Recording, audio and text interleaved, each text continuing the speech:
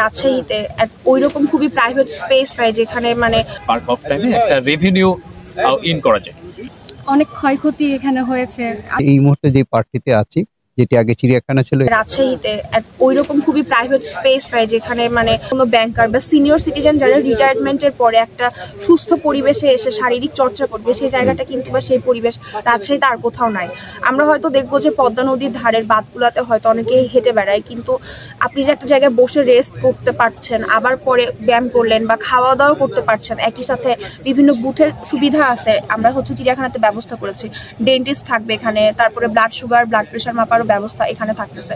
তো এই একটা জায়গাতে আপনি যখন ইভেন আপনি যদি মাসে টিকিট করে ঢুকতে চান প্রতিদিন, এই সার্ভিসটা তো আপনি সকাল 6টা থেকে পেতেন না। তো আমরা চেষ্টা করছি যে এদের যে ইনকামিং সোর্সটা বা যেই মানে পশু পাখি বা চিড়িয়াখানা বা পার্কের যে ব্যাপারটা, সেটা শুরু হয় 10টার দিক থেকে বা 9টার পরে। তো আমরা চাইলাম যে সকালের যে শিপগুলো ফাঁকা থাকে, সেই শিপগুলোকে কিভাবে কাজে লাগিয়ে পার্কের ফাইন্যান্সিয়াল সাপোর্টটা ভালো করা যায়। সে জায়গা থেকে আপনার মান্থলি খরচ পড়তো 750 একবার করে।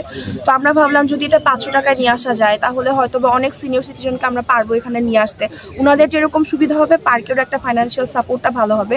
ইভেন ওনারা এই একই কিউআর কোড দিয়ে মানে পার মান্থ 500 টাকা দিয়ে 2বার করে 3 ঘন্টা থেকে 4 ঘন্টা করে, মানে দিনে প্রায় 8 ঘন্টা বা 6 ঘন্টা ওনারা পার্কের সময় কাটাতে পারবে। পার্ক তো 24 ঘন্টা খোলা থাকে, তো 24 ঘন্টা যেহেতু খোলা থাকে, সেহেতু আমরা কেননা পার্কে 6টা থেকে সকাল 6টা থেকে সকাল 10টা পর্যন্ত একটা অফ টাইম, যেটা পার্ক অফ টাইমে একটা রেভিনিউ ইন করা যায়।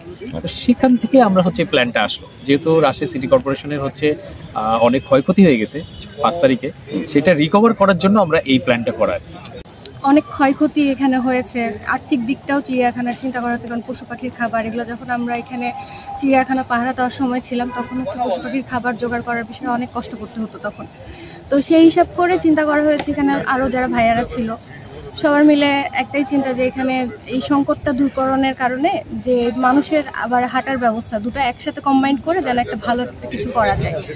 এই মুহূর্তে যে পার্কটিতে আছি, যেটি আগে চিড়িয়াখানা ছিল, এইচ.এম. কামরুজ্জামান পার্ক সে পরিচিত এখন, আগে ছিল চিড়িয়াখানা পার্ক নামে। তো সুতরাং এই পার্কটিকে কিন্তু হাঁটার ট্র্যাক তৈরি করা আছে। তো দেখা গেছে এখানে যদি আপনি প্রতিদিন একজন নাগরিক ঢুকতে চায়, চিড়িয়াখানা ভিজিট করতে যায় বা পার্কটি ভিজিট করতে প্রতিদিন 25 টাকা লাগে, সে মান্থলি তার আসে হলো 750 টাকা। কিন্তু হাঁটার সময় মূলত আপনি দেখবেন যে 2বার, সকালবেলা, ভোরবেলা এবং সন্ধ্যাবেলায়। তো আমরা এটি দেখলাম নগরবাসীর সুযোগ সুবিধা বৃদ্ধি করার জন্য এটা আমরা 500 টাকার কার্ড তৈরি করলাম, ডিজিটাল কার্ড তৈরি করলাম, তার 2বার ভিজিট করতে হবে মাত্র 500 টাকা দিয়ে। এবং একই সাথে আমরা তাদের কাছে দেখা যাচ্ছে তার ব্লাড প্রেশার কত, ব্লাড সুগার কেমন, এই জায়গাগুলোতে আমরা একটু মেডিকেল সুবিধা দিব। এবং আমাদের খুব দ্রুততম সময় আমরা ব্লাড গ্রুপিং এবং ব্লাড সাপোর্ট, যেটা